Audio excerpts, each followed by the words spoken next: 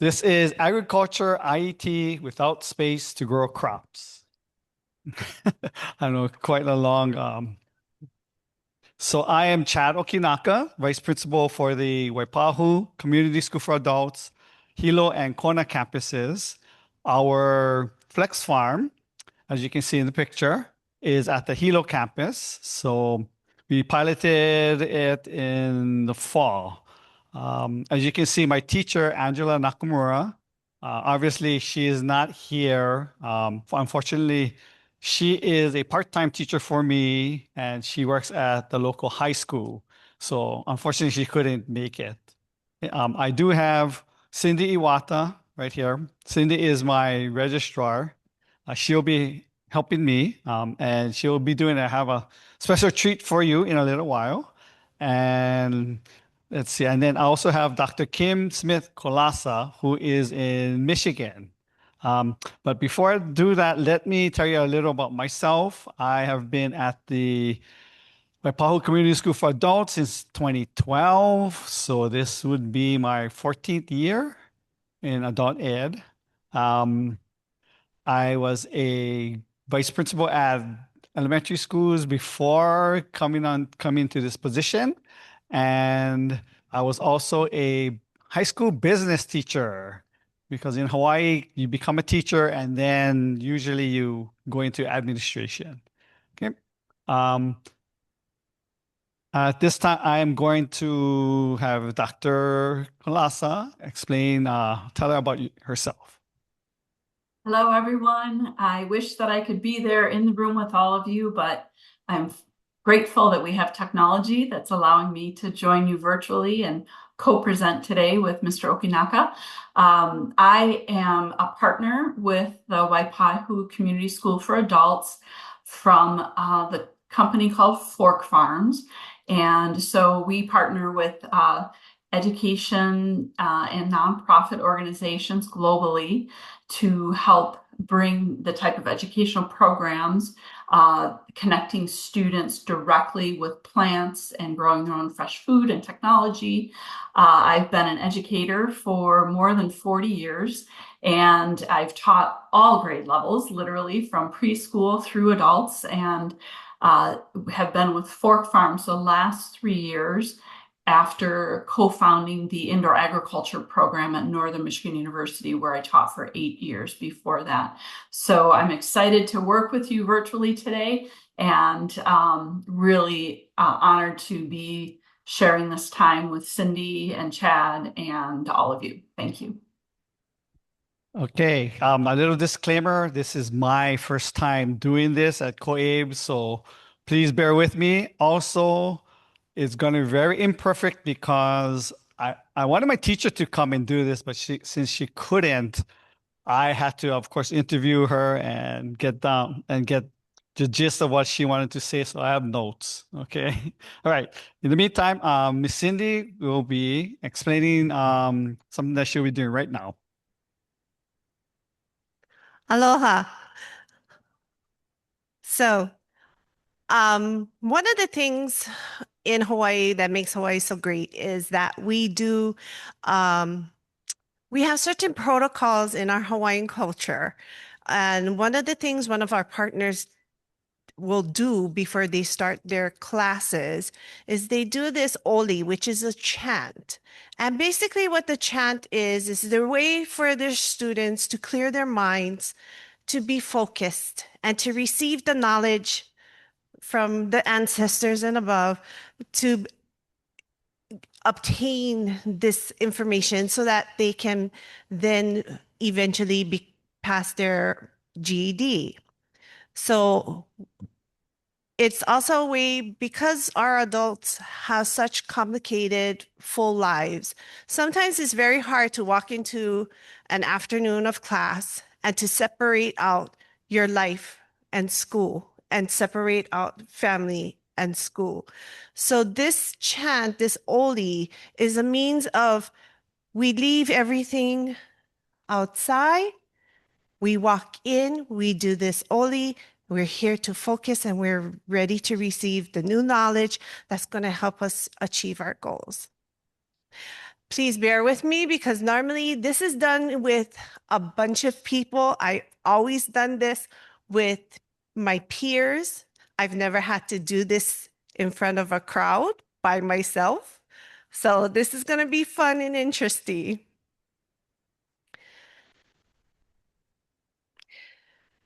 E ho mai ka ike mai luna mai e. O nā mea huna noi au. O nā mele. E o mai. E o mai. E o mai. E o mai. Ka ika mai luna mai e. O nā mea huna noi au, o nā mele. E o mai, e o mai, e o mai, e o mai, ka ike mai luna mai e. O nā mea huna no e au, o nā mele. E o mai, e o mai, e o mai e.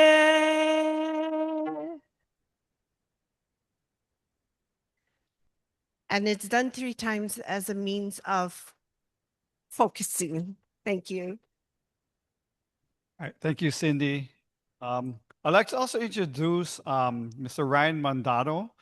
He is our new state director for adult education. So we're very happy to have Ryan aboard to take care of the logistical things like, for WIOA, et cetera. Yeah. So thank you, Ryan. Okay. Okay, next slide. All right. So let's go ahead and get started. You must be wondering, why did we choose this agriculture IET for the curriculum? Well, we were told, please have some type of IET, to start some type of IET. I originally had a clinical certified medical assistant, but unfortunately with a partner, but they did not have any students. So we moved on to this agriculture IET, and it was funny because Dr. Kalasa actually just cold call emailed me, and I just so happened looked at the email and I read it, and I thought, wow, this is very interesting. So I contacted her, and that's where the process started. So thank you, Dr. Kalasa, for that email. And I'm glad that I didn't just, how sometimes you do click, you delete, click, delete, click, delete. So anyway, let's see. As an adult ed program, we are at a local high school. So we have an office, but any classrooms that we use is at the high school. So I basically do not have my own classroom. So no classroom, obviously no farmland to raise crops. So this is very interesting because Dr. Kolasa mentioned you don't need any farmland because we're going to do this hydroponic, through hydroponics. So I thought, oh, this is very interesting. So I was able to see and you'll see the pictures after, see the flex farm, and the room that we use to test HiSET and GD. The teacher there is one of my proctors. So I asked him, hey, do you mind if we keep the flex farm here? And of course he said, yeah, no problem. So we were lucky there. A second factor, it's very affordable. The initial cost was the most. Everything else is very affordable. So we're at the end of the year. So at this time, I think we only need to replenish the seeds, and there's something a pH balance for the water. Okay. Next slide. Sorry, Dr. Kalasa is in charge of the slide. So yeah, so I say next slide, next slide. Okay, and then this was before Ryan, okay, but we had to complete our state of Hawaii IET application. And as you can see, it's about a crosswalk, workforce training, competency, adult ed, literacy skills and competencies, adult ed content standards, and workforce prep skills and competencies. I'm proud to say I did it. I did it. Okay. Um, I didn't know I could do it, but I actually did it. So if you need more information about that, go ahead and email me. I can always just send you what we did, but I won't spend too much time on this. Okay, next slide. Okay, so professional development. Let's see. We had a 2-hour virtual training session with Dr. Kalasa. When I say we, it was my teacher, Ms. Nakamura, the guy who we keep the room in, the Flex Farm in, uh, Mr. Julian, and myself. Um, when I asked my teacher how was the professional development, she said it was great. Um, she said that, let's see, it was straightforward. Instructions, the instructions in the manual were very easy to understand. And the biggest thing that she mentioned to me was science is not her best subject. In fact, I believe she said, quotes, it's my worst subject. So I was like, oh. And what I need to, I guess, explain also is we decided to do this IET along in our English as a second language class, English language acquisition, because at that time, our funding was tied to that. However, when we started it, it was all of a sudden not tied to that, but we decided to just go ahead anyway.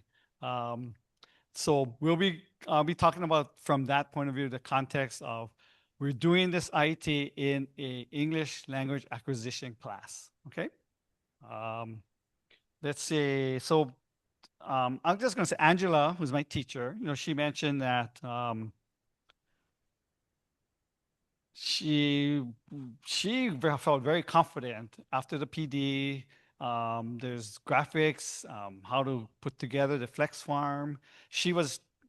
I was very happy because she felt very confident because I kind of told her, I don't know how much help you're going to get from me. I can help hold stuff or whatever, but she said, I don't think I'm going to need your help. In addition, the students need to do this. Yeah. So that was a relief on my part. So basically what she had to do was, not she, the students, construct a flex farm, grow the seeds, yep, follow the curriculum, and deconstruct the flex farm at the end of the cycle or semester. Okay. Let's see what else. PD she mentioned. She also mentioned that Dr. Kalasa was great about answering her questions. The Flex Farm also has a community board, so a lot of times she looked at the community board to get answers to her questions. Okay, next slide. Okay, so along with the PD, of course, it's was it doable? And so I mentioned about the curriculum being easy to follow, um, graphics, and the Flex Farm has 3 curriculum. And Dr. Kalasa, you can always jump in if I make a mistake here. Yeah, elementary, middle school, and high school. For our ELA class, the teacher determined that, the high school curriculum may be a little difficult because of the language. And the elementary curriculum, I think was going to be a little simple. So she did go with the middle school curriculum. She did not necessarily follow it to a T, but she was able to adjust the curriculum. So that's another check for the Flex Farm because science being her worst subject, she was still able to adjust and adapt to her needs for our students. The other thing too is, as I mentioned, Angela is only a part-time teacher for me. We're not supposed to pay for prep. right? So Ryan, don't listen to this. Anyway, and then she's a full-time high school teacher. So we did meet so we could yeah, do a little PD of our own. But she also spent a little bit of her time graciously trying to figure it out on her own. Okay. So as I mentioned, she changed the curriculum to accommodate the language ELA students, and she did not want the students to feel overwhelmed with the vocabulary. Okay, well, she said, um, okay, oh, important thing was she actually taught two curriculums.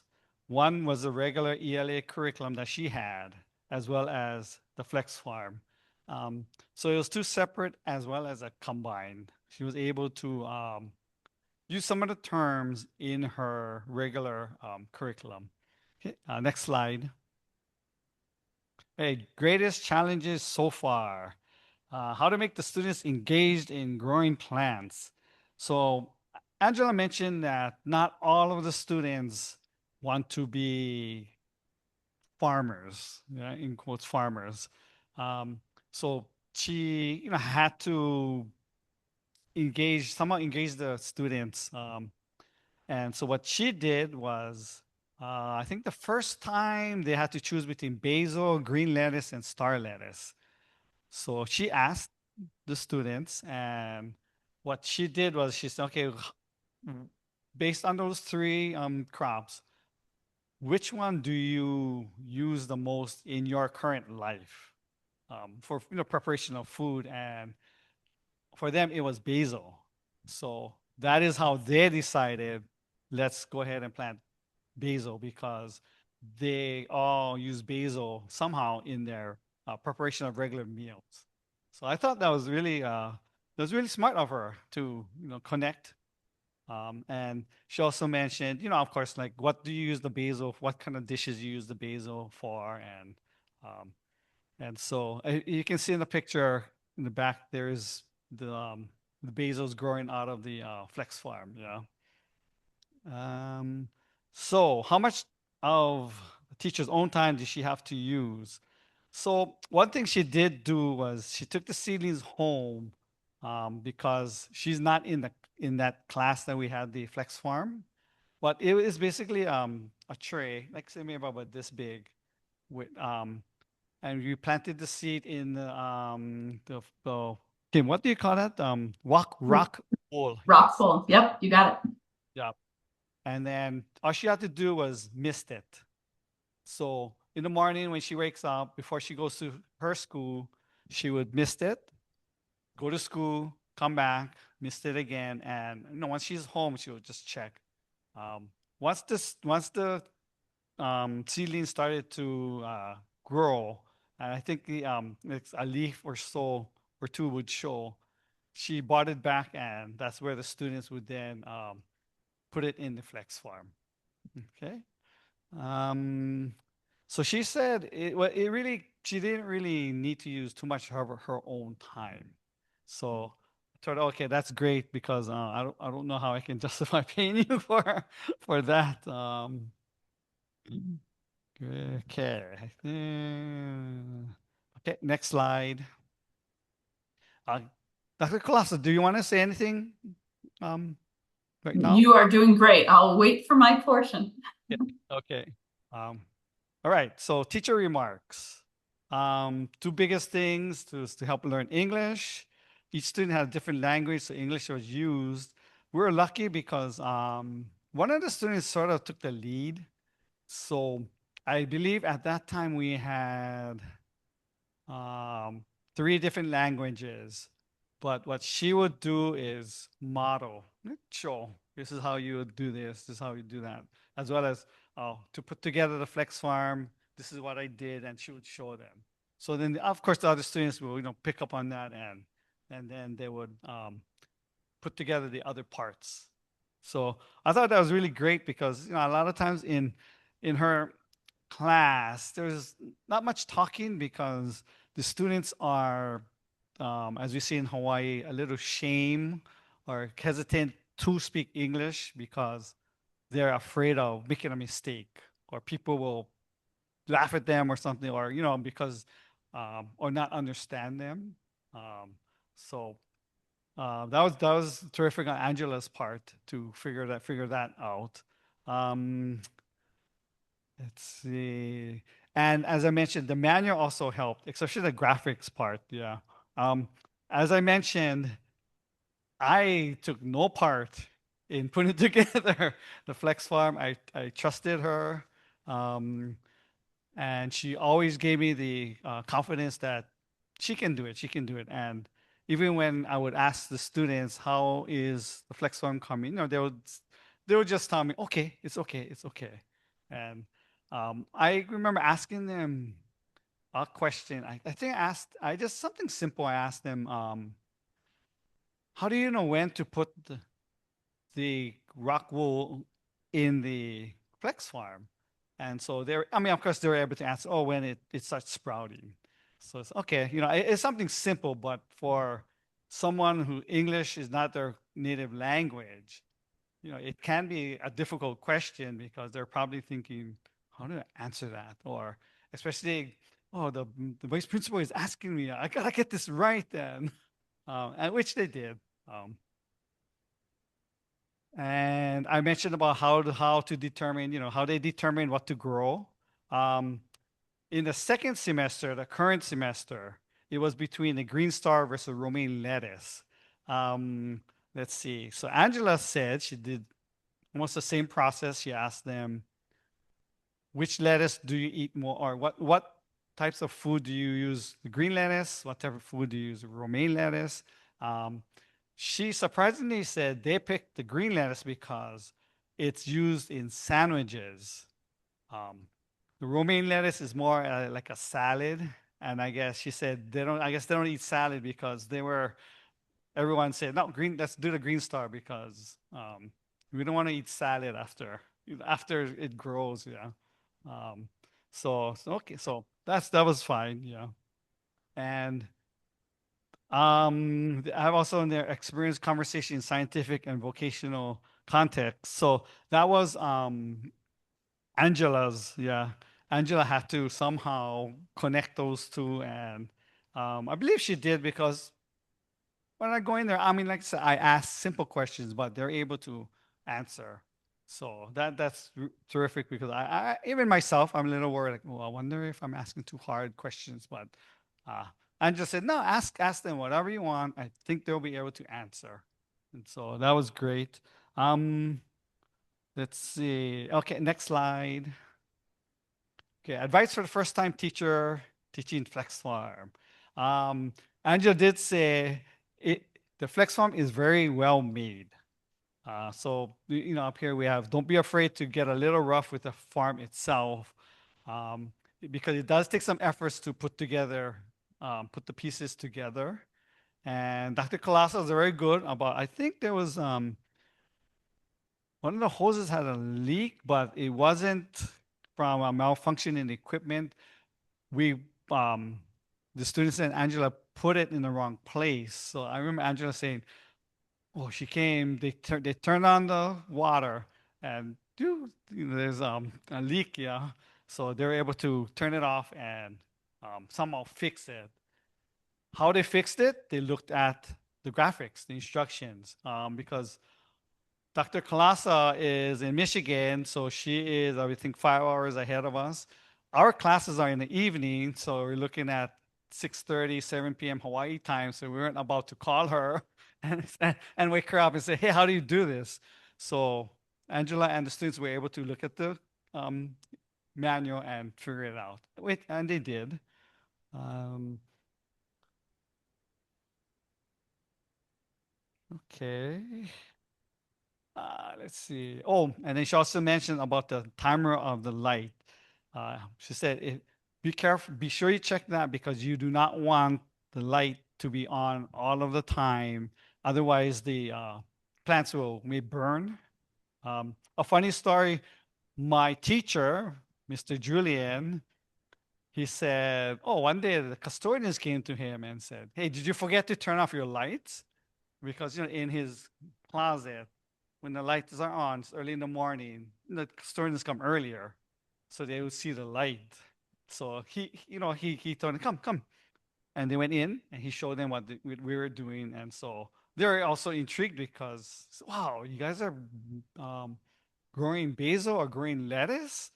Okay, so at least they know if they see the light in his room, it's fine because it is a Flex Farm light. Um, okay, and the biggest piece of advice: teach you to find ways to connect the vocabulary terms to more common things. I think I mentioned that. Retention can be difficult for students if they aren't thinking about or using those terms often. That is so true. That is one of the challenges I know for us is how do we keep repeating the terms? Yeah. Okay, next slide. Okay, from the students. So, um, let's see. One of the students you mentioned, they now know how to put together the flex farm, and it was evident in the second semester.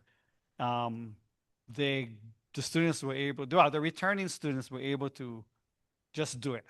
In fact, I believe Angela had to tell the returning students, okay, wait, don't do it all. Let's let our new students try.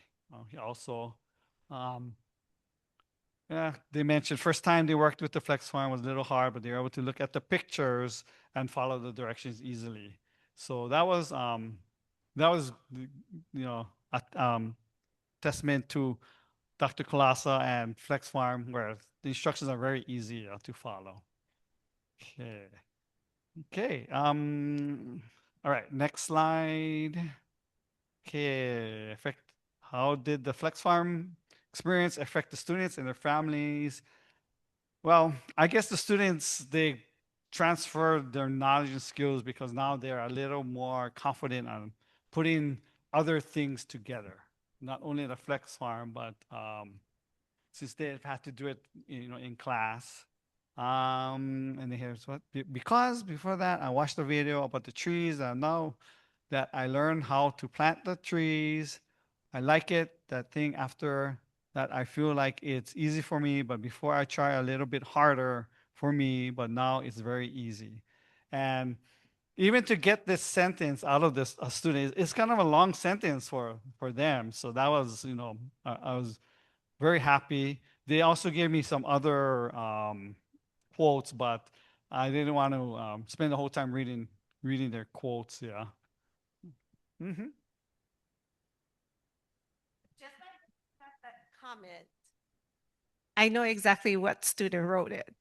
And so I'll give you a little bit of background about the student. She's originally from Chuquis. When she came to us, wanting to learn to English, um, she could barely speak. She wouldn't speak. I'd ask her a simple yes no question, and I barely could get a yes no out of her. It came from her relative answering me. And for to see this, and now I get emails from her at the end of the term. Miss Cindy, is it time for me to re-register for class? Can you do it? Because we have a multi-factor authentication and they don't have cell phones to do the authentication. So I got to do it for them. But the fact that now, and she has a cousin that's also in the class, they now reach out to me. They're comfortable. And to see them grow in this way, I really think it goes back to our flex farm. Thank you, Miss Cindy. Okay, next slide. Okay, continuation. Can we continue the program in the future? That's a definite yes. I did ask Angela, you need to tell me what you need, seed-wise as well as any other equipment, or not equipment, what do you call it? Yeah, maintenance items or consumables. So um, she said, oh yeah, that's no problem. She can easily get me a list. Um, different She said they're going to do different research for, we're gonna not do this in the summer because it's too short, So in the fall again, to determine what new plants to grow. Um, I'm looking at, well, as you can see, different research, they have to identify the plants, crops, size of the plants, many characteristics of plants, nutrition values. So there's a lot of learning that going into not doing the research, even taste. And then expansion, any student can do the program. So we are thinking of expanding it to our regular education. Well, we're thinking more about our high school equivalency prep class, um, since they are probably the most advanced, to give them at least a hands-on. We are also in the process of we have something called a food basket. In a way, I believe, and Dr. Klasa, you can correct me if I'm wrong. I believe they bought what is that? A flex. Oh, sorry. Where is it in here? Flex Acre. So they will have a bunch of the flex farms that they can grow to help our needy people on the Big Island. So our, we're, like I say, we're in the beginning stages. It's a uncredentialed IET. However, it could provide job or two if the food basket are looking for employees. I already have a couple that I'm sure um, they could employ and know how to handle the flex farm. The only thing with that is they'll probably be a little shy on the speaking, but we'll see. So we're possibly looking at with these two students, when the regular education students come, the high school equivalency prep students come, I don't know, I'll leave it up to Angela, but she may ask them, hey, why don't you teach the students how to do a certain task? But we're in the planning stages right now. So, but there is room for expansion on that. So it was a it's a good starting point, and I'm also looking at other IETs, but it is a good starting point.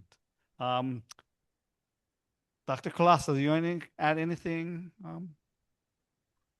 No, I'm going to jump into experiencing a lesson with you, part of a lesson, so that you understand how hands-on the curriculum is that comes with the Flex Farm.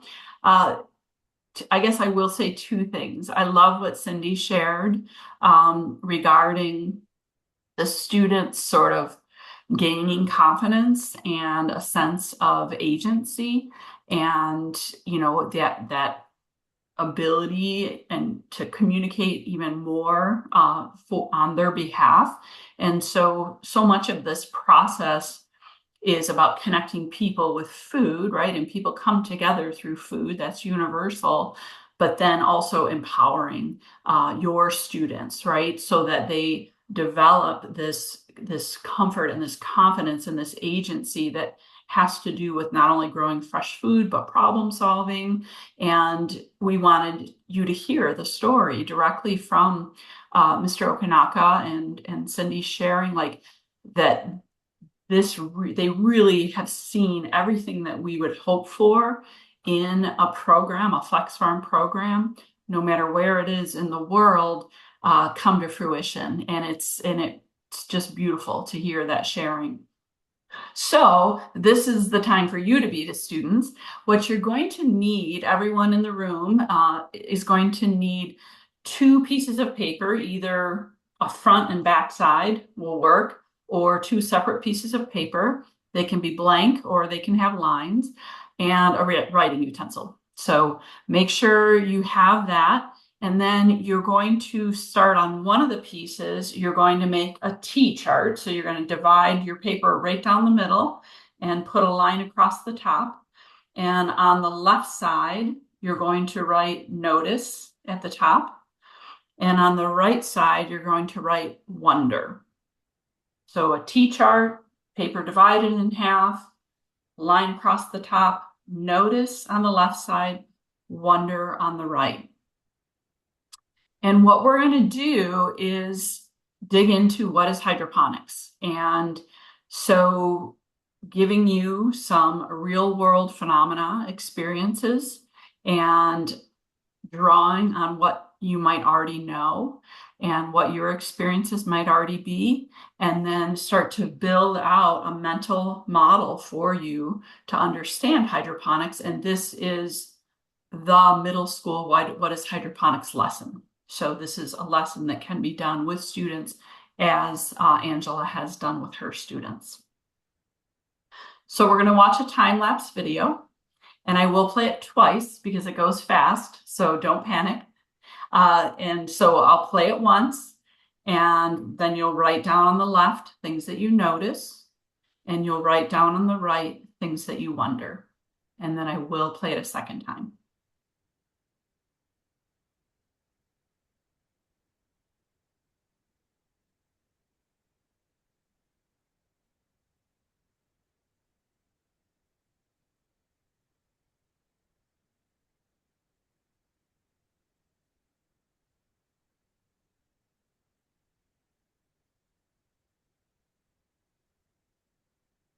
Okay. On the left, things that you noticed, and on the right, things that you wonder.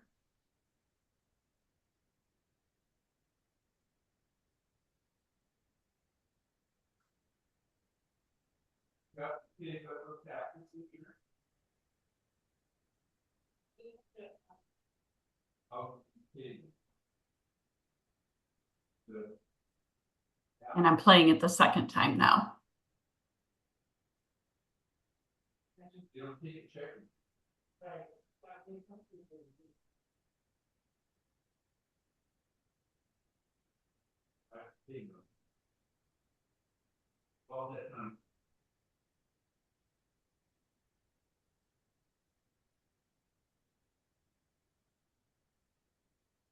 So if we could have Mr. Okanaka's help and have a couple people share some of the things that they noticed and some of the things that they wondered.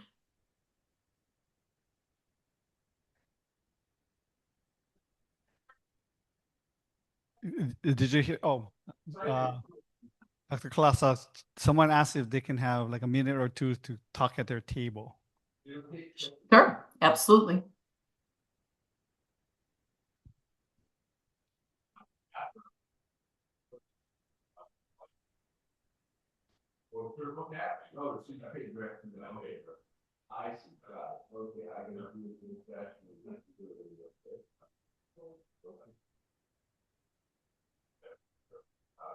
Sure.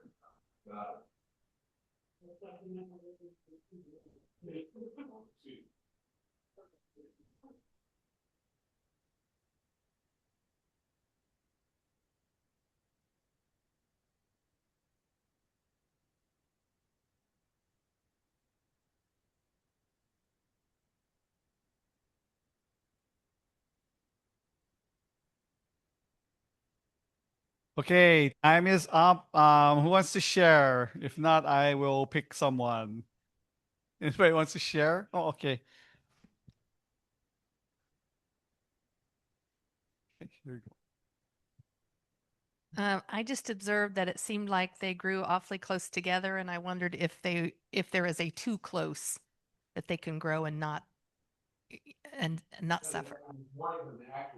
But the answer to that question is it depends. Like the basil, it was okay if they grew close because they were overlapped, but the lettuce, they had to be sure to space it out. So even the spacing out, they had to figure out exactly how much space to leave between each rock wool. Good question. Anyone else wants to? Oh, sorry, Dr. Klaas, you want someone else to share, or is that good? Well, I'd love to hear at least one more, but yes, and that question like hits on so much of student-driven research that can occur in programs. We work with more than 5,000 schools across the globe, and students are like actively researching that, like what is the best planting space for romaine lettuce versus the green star versus some of the other crops that I'll be sharing with you that can be grown in the flex farms. So, so there's just these endless like opportunities for figuring out, right? Versus learning about and really digging in and understanding, you know, how to grow the best crops in your context. And it really pulls students in and engages them. But I'd love to hear one from at least one more person, just because of our time today. I think just one more right now. I have a, okay, so I noticed in the video there were small white pipes that something was not growing out of. I'm gonna guess that it was for oxygen, but I don't know. What were they for? Great question. Mr. Okanaka, do you want to answer or you want me to dive in? You can dive in. So those little are actually for dowel rods that can go in because in addition to growing leafy greens like the lettuces or herbs like basil or any green herbs, you can also grow small fruiting crops like cucumbers and tomatoes. And so when those vine, then you can insert dowel rods and then use those for trellising the vining crops. So great observations. And I'm sure there are so many more observations that you made in the room. I would love to hear them all, but we will, for now, keep moving forward. You're going to have more opportunities to share some of what you're figuring out as we go through this lesson. So thank you, and we'll move forward. Everyone's good. So in the lessons, you will find for every what we call grade band, there are 11 lessons, and then each lesson has driving questions. So these are what, through engaging your students in the lesson, they're going to figure out. Now, you can, depending on the level, the advanced or the developmental level or the language learning level or whatever your student level is at, you can either have them come up with their own driving questions by that intro activity that we just did, and you could create a driving question board from all those wonderings and then figure all those out over the course of engaging with your flex farm, or you can use the driving questions provided. So these are the two driving questions.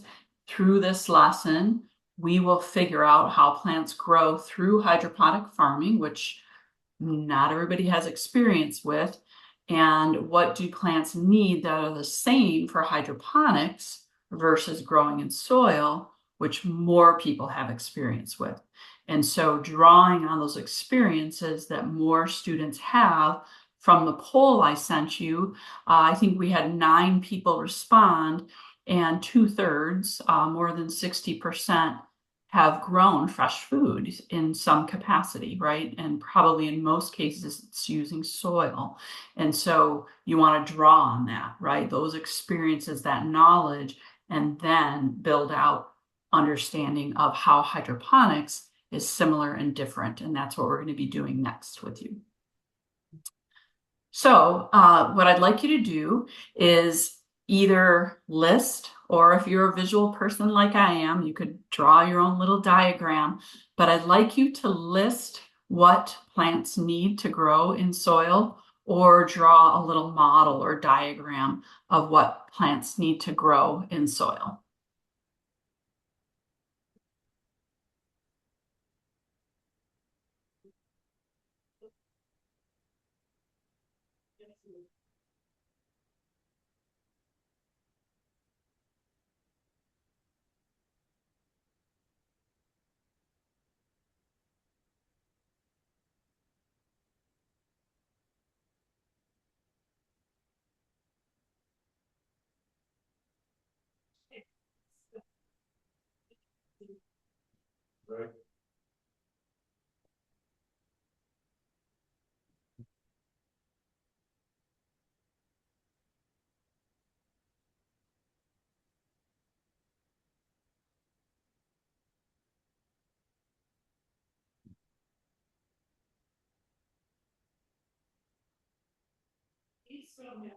And Mr. Okanaka, once it seems like students are ready, could we have a sharing out of what students have listed? for what plants need to grow in soil, like a round robin type sharing out. Sure, sure. Here- We had nutrients from the soil, oxygen, light, and water. And we were talking about, we have an expert at our table, and she was talking to us about the best organic type nutrients that you could add to your plants. She said moss is excellent, just so you know.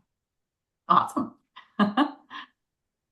Does anyone else in the room have anything to add to that list that was just shared?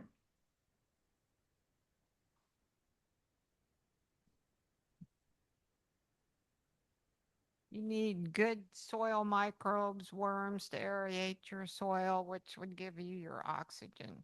Very good. Straw is good to keep that broken up. And again, your fertilizers and back to the organic. I mean, I raise sheep, so I used a lot of my own fertilizers. That makes great fertilizer. Anyone else have something different or an addition to add? Okay. No, I don't think so. Okay. So, as a synopsis of growing plants with soil, there's a word that we use, which is substrate. So, soil provides a substrate that plants can grow and hold their roots and hold the plant stable, and then from which they obtain the nutrients, right? So, that came out of what you said. Now, sometimes if that soil cannot provide all of the nutrients, then you can add through different means, as some of you in the room mentioned. So that's the role of soil, right? Is this substrate role, which is a holding mechanism and also that access to nutrients. And then the aeration, right? So there, I loved how you added that there's that need for the oxygen access to and that aeration in the soil. And so the plants will reach into the soil pores and literally through the roots. And often there is a microbial relationship as we advance more in science and understand that microbial bridge in helping to access nutrients for the roots and for the plant to thrive in. But if that soil is rich and fertile and you mentioned organic, right, and well taken care of, then the nutrients are in that soil. The roots are also then reaching towards water sources. They're growing and seeking the water sources and then taking that water up as well as the nutrients to deliver the water and the nutrients via the stem to the leaves and other parts of the plant. And so I'm not going to delve into the transpiration and evaporation right now, but that's a whole nother layer, right? Depending on the level of your students that you can start to lead them towards in understanding plants. And then without that access to the air and the water and the nutrients, and also ultimately the light, right? The plants could not survive. So now, remember I said you need 2 pieces of paper. On the other side or on your second piece of paper, I'd like you to create another T-chart, just like you did in our first one. Divide your page in half, a line across the top. This time on the left side, please write similarities, and on the right side, differences.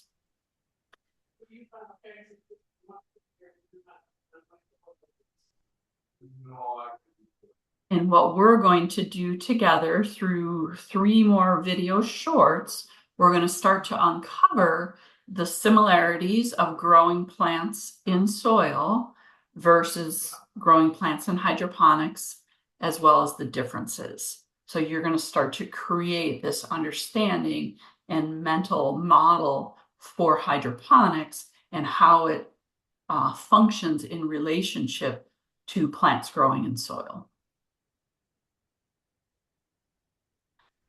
These are very short.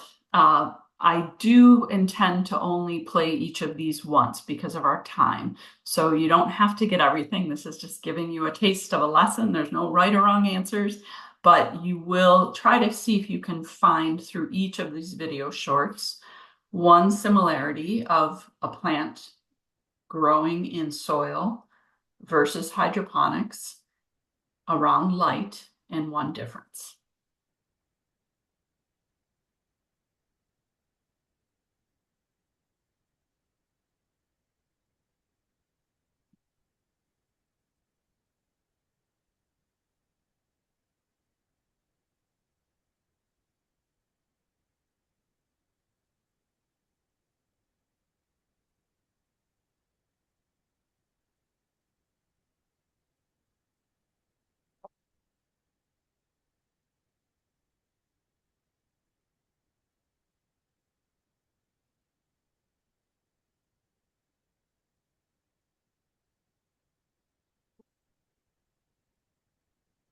Dr. Colasa, is there supposed to be sound?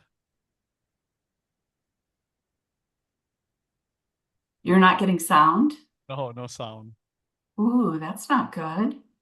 It's on my end. Hmm. Let's see.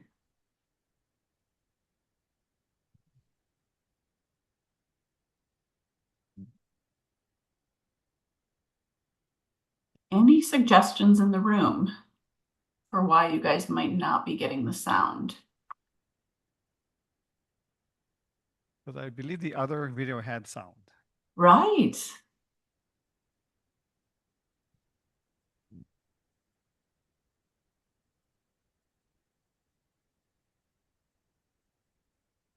Hmm. Do we have any tech gurus in the room who might troubleshoot this with us?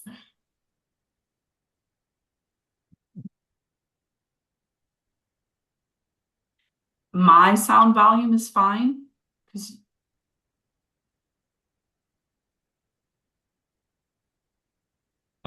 On your end, if you unshare the screen, uh-huh. reshare it. Usually there's a little box that says also share your computer's audio. Is that selected?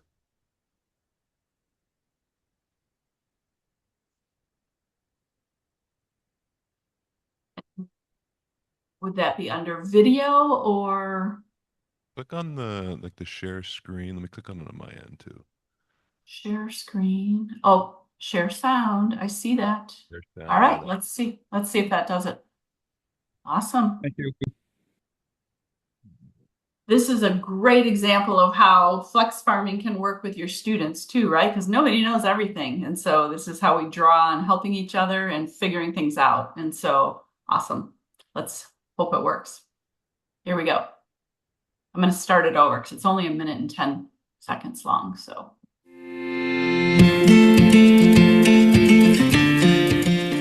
How does an LED light provide plants with the sunlight they need? LED lights have a wide variety of colors that closely simulate sunlight and help plants grow efficiently indoors. Why does the Flex Farm encircle the light? By encircling one light source, the Flex Farm allows even distribution to all plants. The white enclosed surface also allows for the light's rays to reflect, efficiently conserving energy, utilizing less lighting while still providing the plants with the optimal amount of light. This is an example of how biomimicry is used in the design of the Flex Farm. Why do we recommend 18-hour cycles of lighting? To best mimic the sun, the LED lights on the Flex Farm need to be on for 16 to 18 hours. Any less, and you will experience a longer time to harvest. Any more, and you may experience tip burn. Tip burn is burning of the edges of the plants. This occurs when the growth rate of the plant outpaces the calcium absorption, leading to the plant's cell walls not developing properly and collapsing. For more information on growing in the Flex Farm, please visit farmative.forkfarms.com.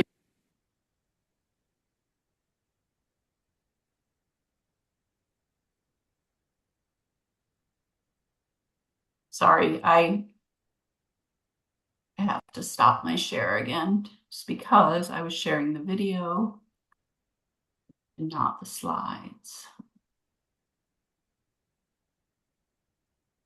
No.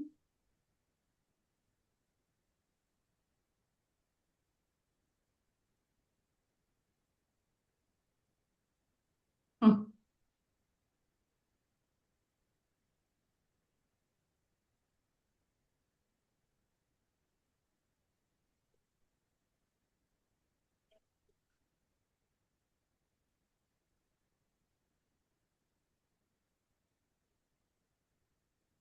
does anyone have any questions for me or anything for now? Yeah, sorry about that. Little technical difficulty here again.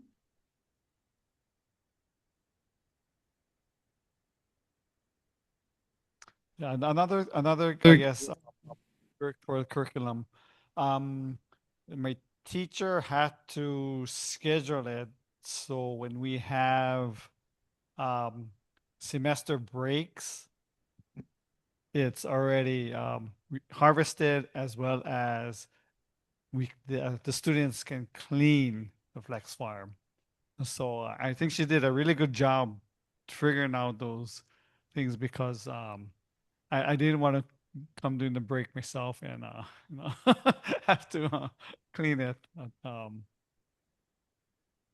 I apologize. I'm not getting back to the slides because it took me to the video portal and I'm not getting back to the slides. That's why I'm struggling right now. One moment.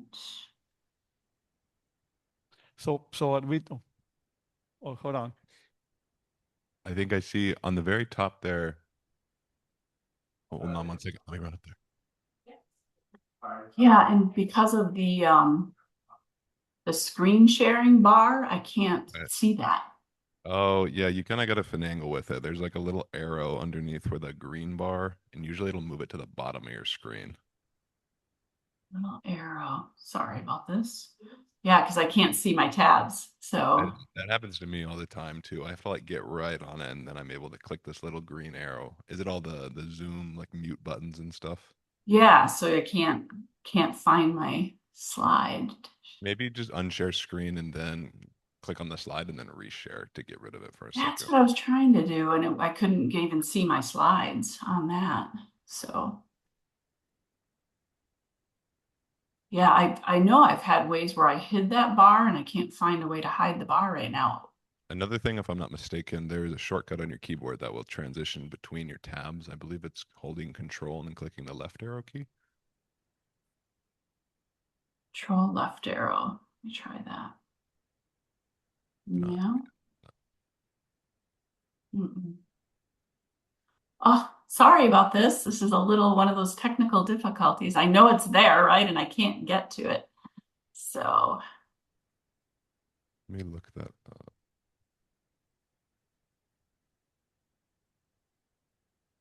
hmm.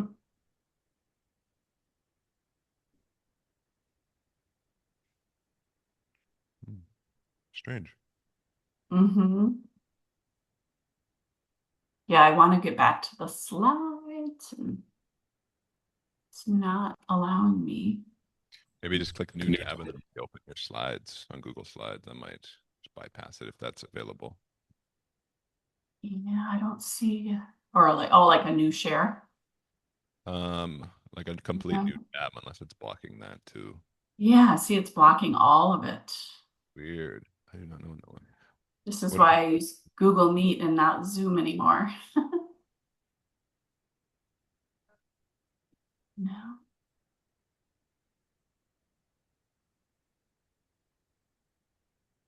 All right. There we go. How's that? I found a way. Thank you. Sorry about that, everyone. I'm not going to do each of the little videos because of where we're at time-wise and that little technical glitch that we encountered. I'm going to show you what they are so that you understand this lesson and this process. But I want to give you a little more information about the program and what Chad and his team have experienced, and then have some question and answers. So what we just did was light. And so you have your T-charts where you were writing down observations of similarities and differences growing plants, soil versus hydroponics. And then you would show your students this very short video about water and water health. So this gets into the nutrient aspect that plants are deriving the nutrients from the soil. And in hydroponics, you have to manage the water health and the water chemistry. So when Chad mentioned the pH adjuster, or we mentioned nutrients, you're adding that to the water because you do not have soil. So with hydroponics, you're just growing with water and you're not growing with soil. And then the flow. So the water flow gets into the similarities and differences of the roots accessing the water. And instead of having to move through the soil environment, the water is running over the roots. And as the roots are growing, they're growing down these long rooting channels, and the water is running over them. And so it's providing this perfect environment for plants to grow and thrive in meeting all of their needs. And the plants have to put less energy or work into seeking out water or nutrients, and therefore you can get quicker crop turnaround, higher yields with lower resource use. And so that gives you an essence of hydroponics. Here's a little graphic that shows. And in terms of the oxygen that you mentioned, having some of the roots that are not always completely submerged. In the flex farm, for the most part, the roots aren't submerged. As I said, the water's running over. Some hydroponic systems, the roots will be submerged, but there needs to be room for some oxygen for those roots too, so they're not completely submerged. And I just said this, the plants are either placed in or having access to water. You or your students will dissolve the nutrients. They're mineral salts, so they're natural compounds, and they're in the form that the plants can take up the nutrients. And so again, making it least amount of energy or work for the plants so that they can thrive. This is a diagram of a flex farm like the Waipahu Community School for Adults has. And these parts are similar across hydroponic systems. So they're all going to have water tanks, water pumps, plant spaces for planting, some sort of a root chamber, and some sort of a light and ability to capture, right, that light. And these are the supplies. And so the supplies are pretty standard and pretty affordable, as Mr. Okanaka mentioned. And the substrate is rock wool that in the flex farm. And there's other types of substrate, but in the case of rock wool, it's simply providing that structure for the roots. It's not providing any form of nutrient or any sort of chemical reaction with the plant. And so what we would do now, if we were running through the lesson completely, is we would go through and do a think, pair, share, kind of like we started out, where you would talk to each other, you would share what those similarities and differences are, and then as a class or a group, right, go through until we were all in agreement of what are all the similarities of growing plants in soil versus hydroponics, what are the differences, and through that, create this mental model and understanding of hydroponics. For advanced students, which sometimes we will have in a class, or we often have in a class, there is an article that you could link, and they could go and dig a little bit more deeply if they're just fast, right? They work fast, you need to give them something. Or students who are stuck and feel like I'm stuck, then they can go to this article.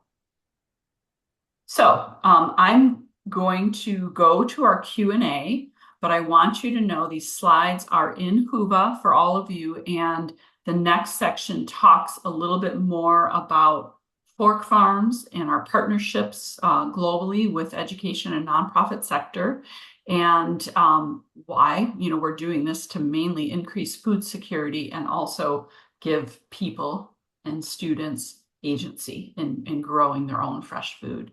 So there's several slides I'll go past that get into all the reasons for that, and a little bit more about the technology and distribution, right? So this is a global company, and a little bit more about the product. So if you are interested, you can access these slides, and then Mr. Okanaka also has brochures. And this one, just take note, these are the array of crops that you can grow. So beyond leafy greens and herbs, fruiting plants, flowers. So you can really capture different student interests, right, in terms of their lives and what they might want to grow. The curriculum gave you a little taste of it, and then really integrating this into your communities. So how you can involve your communities, you can do lettuce launches, blend tastings, get, families involved. So there's just so many opportunities, right, to really expand this beyond the classroom. And we see this happening in community after community as people start to get a feel for the program, like Waipahu is. Okay, so Mr. Okanaka has a sign-up sheet if you would like a follow-up and to talk or learn more. There's also a QR code here, so you can go to that, and that will connect you with someone just like me for your state. So depending on what state you're in, I work with partners in Hawaii and 4 other states, but we have a whole global team. And then with the conference, you can get $500 off. So that's pretty cool. And so that's something you can see if you scan that QR code. And the last slide is Q&A, but I'll go back to that and turn it back to Mr. Okanaka so we can answer hopefully a couple questions, because I see it's 5:01. Okay, any questions?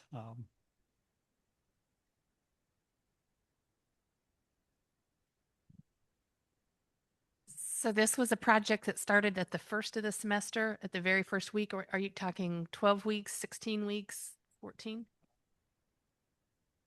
Let me think. Yeah, about little more than 14, because we have 14 7-week terms. So 14 weeks is a semester. I think we started maybe at 12, week 12 or something. Yeah. And a grow cycle in a flex farm is 28 days for lettuce. So, you could do a unit around that, a month per se, or you could extend it and, again, break it into slower progression. Or with herbs, you can grow them longer in the system. And then if you do fruiting crops, that's going to take like 6 to 10 weeks for those fruiting crops. Okay, and I wanted to add another reason why we chose hydroponics and agriculture is because on the Big Island of Hawaii, agriculture is very big. So it could open up the doors for our students, not only for hydroponics, but other agricultural careers. Because I believe that if what our students were to apply for a position, this would be valuable because they can say, well, we did this, we did that. But we'll see. Any other questions? Or Dr. Kalasa, did you want to add anything? I'd rather take questions if there are any. If there aren't, I can say just a tiny more. Do you have any employer connections, or is that something you're thinking about for the future to kind of help students?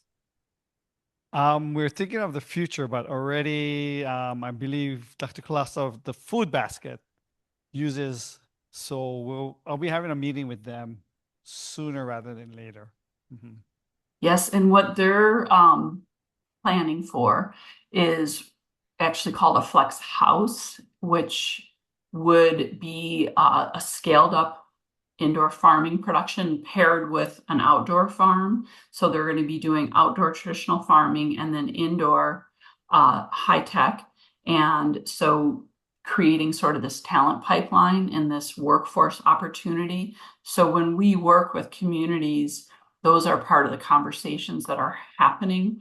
We're actually developing a community-wide model right now where this could be preschool all the way through adult education, and then having these workforce opportunities so that the increase in food security becomes real, like really starting to move the needle. So empowering communities to grow their own fresh food and really take care of supply chain issues and many other issues around fresh food for people right now. Oh, I believe Michigan has some type of hydroponic certification. Ohio does. Ohio has students can earn a credential, and we are working on a national credential right now with NOCTI. They are a national credentialing organization, so it takes time, but we are in the process of getting a national credential. So once that's available, then that will be available for all of our partners globally or nationally. Right. Any other questions?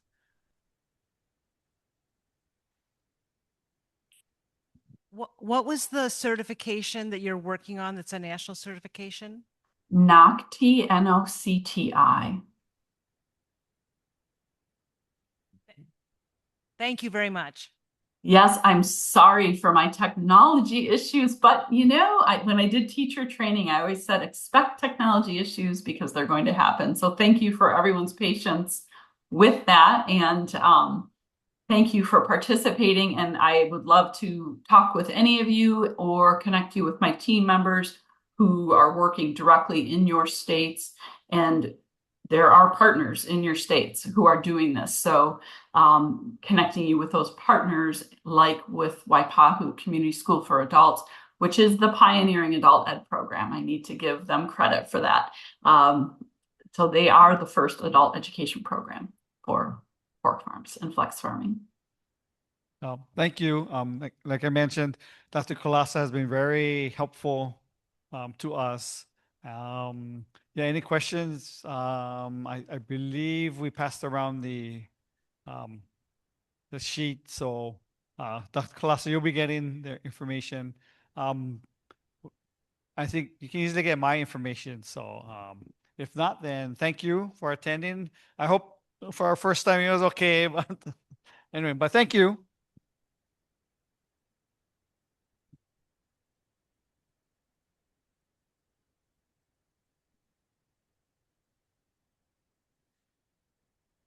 Okay, I think I yeah, I guess we can talk later or something on whatever. Yeah, okay. absolutely. Yeah, and whenever you can send me a picture of that sign-in sheet, and yeah, that was the weirdest thing that I could not get to anything below that band. It was just blocked, so I was stuck. Laura. So sorry.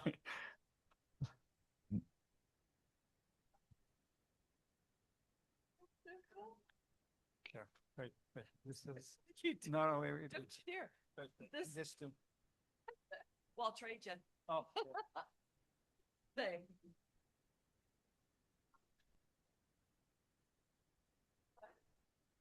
Thank you. We actually have a business that they own a restaurant. Kim is on. Yeah.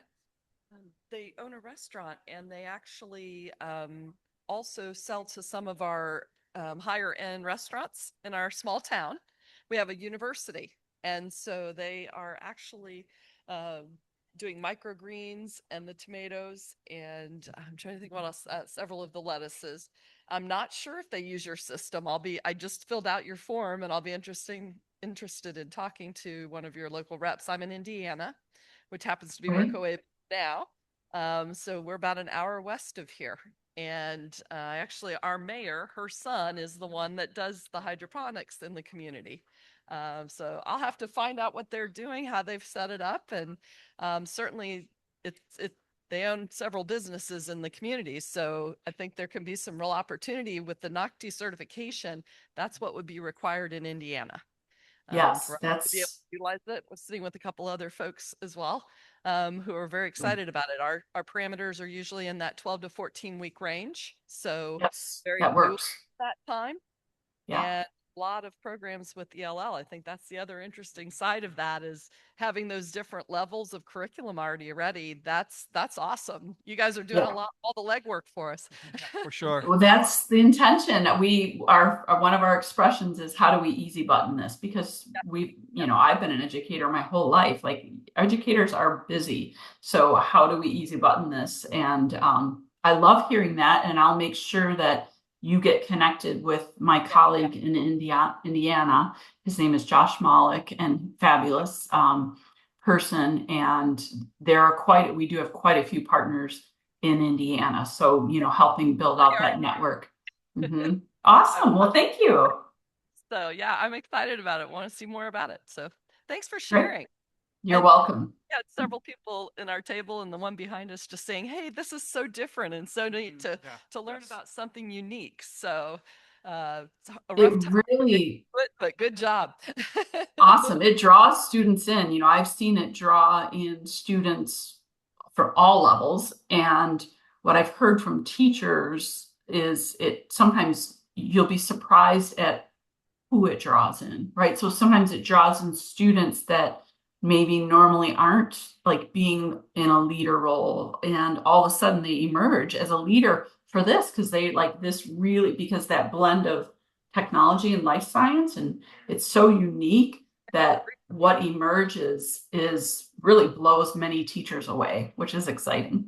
We also have a CTE program, and it's Career Tech Ed, and they have a culinary arts class, and they've always focused more on Serve Safe and the Food Safe Manager. But I could totally see that being another avenue that they could add in very easily and be able to really, again, amp up that level of knowledge that the students are getting, and also provide some low cost items for them to serve. They have a little cafe and they do luncheons for the little ladies in the area. So just a lot of different ways you can put that to work. So we'll share some information with them too. Good to meet you. That's great. Thanks for being here, and have a great rest of your conference. Appreciate it. Yeah, thanks. Laura has helped me with IETs for information. So, yeah. Great. We still have it. So we still have it. Awesome. All right. Well, Chad, are there others who have questions? Anyone else? No, the room has cleared. Okay. All right. Well, aside from the little technology issue, I think we just that. Thank you. Thank you. Mm-hmm. Thank you. Yeah. And you have a great rest of the conference, and I'll be in touch. Okay. All right.